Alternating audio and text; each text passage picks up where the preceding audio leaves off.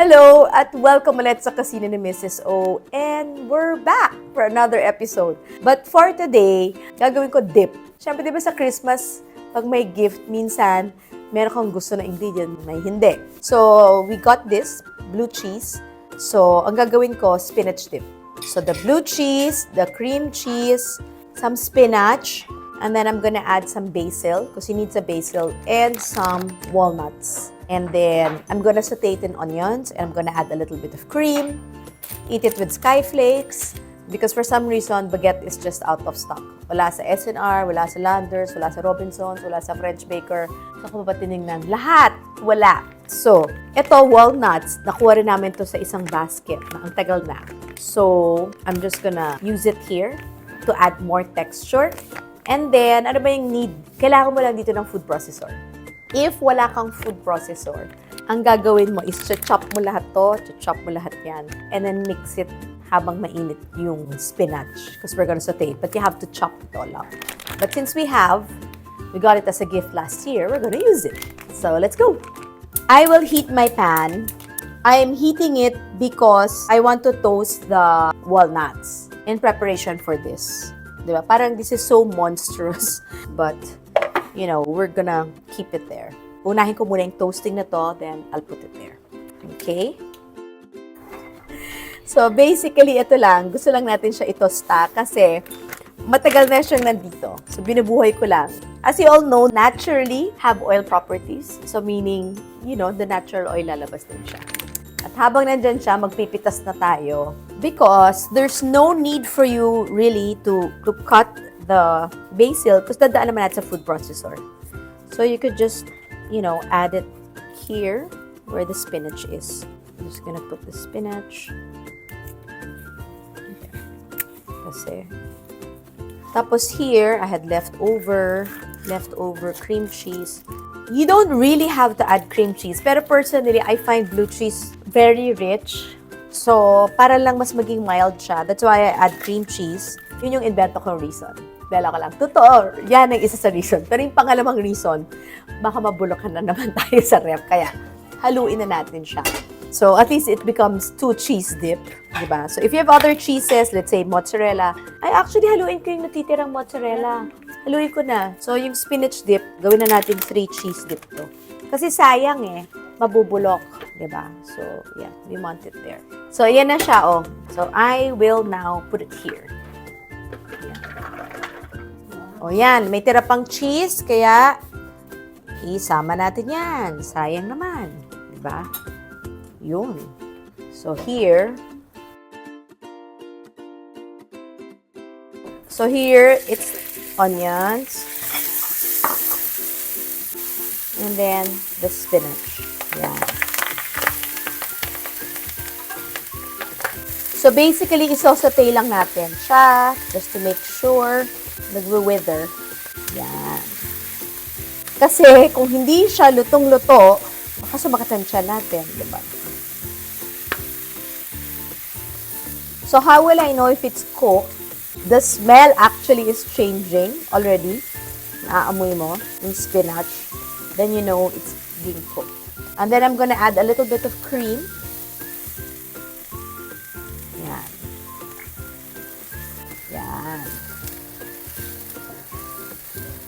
So, basically, paborito ko ng intro ko, this is a 3-cheese spinach dip. Hindi spinach and blue cheese kasi nag-add na tayo ng marami. Sorry. Gagalhin ko na lang yung ending. So, there. This is cooked. And then, we're gonna mix it there. Ang dali lang, di ba? So, ngayon, we're gonna add some more cream. There. So, I finished actually 1 whole cream. And the walnuts. Kung wala kayong walnuts, cashew nuts, pwede rin. Diba? Pwede nga breadcrumbs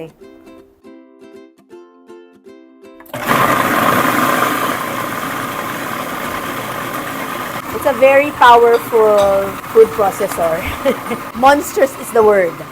So just like the juice episode, eto naman, malalaman mo na medyo okay na siya pag hindi na siya gano'n kaingay. It means na-crush niya na lahat ng walnut. So at this point, since I'm a little bit screaming, so it means it's not yet done. Tapos, ito, ipo-cool down natin ng konti para mag-harden siya.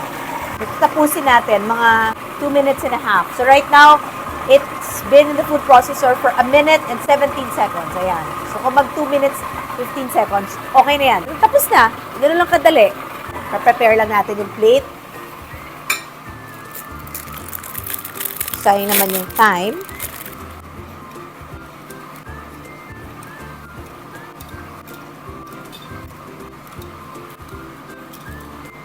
Ako, sinishare ko na yung mga nakuha ko ng Pasko. Kayo, anong nakuha nyo ng Pasko? Para yun ang i-demo natin. Actually, alam mo, this Christmas, wala masyado nabigay ng queso de bola.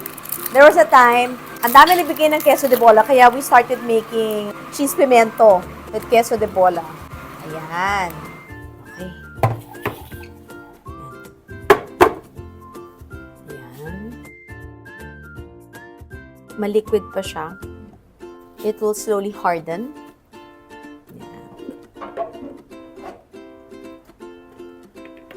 Just once it hardens, you can actually ref this pa. Okay.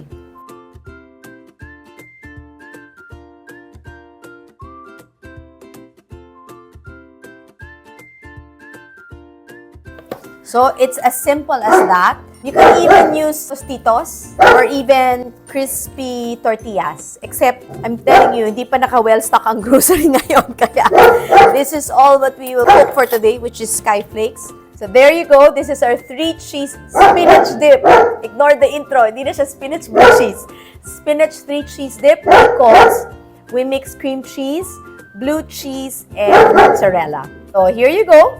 Ready for appetizer or binge bago mag-start ang work or over the weekend. Govi, you're ruining mama's moment. Anyway, sorry, my dog is noisy. Pero talaga, wala kaming studio. So, because this is really the kusina ni Mrs. O, where I cook daily. So, here you go, our 3-cheese spinach dip. Maraming salamat for watching Kusina ni Mrs. O, and promise, New Year's resolution for 2026, we will regularly post our episodes and our cooking. Again, thank you for watching. See you soon. Okay, joke only. Wala palang taste tester. Welcome back. Ako magta-taste. So anyway, for that recipe that you saw, nakagawa kami ng 4 na parang tubs. You can actually use it even as a gift, di ba? But since walang taste tester, ako na lang. So 3 cheese. Sarap. You know, with the cream cheese and the mozzarella, which very neutral in taste, meaning hindi matapang, na ano niya, nababa niya yung tapang ng lasa ng blue cheese. And the basil, malalasahan mo na lang siya sa dulo. So parang it's just dancing around your tongue. Galing yung description, di ba?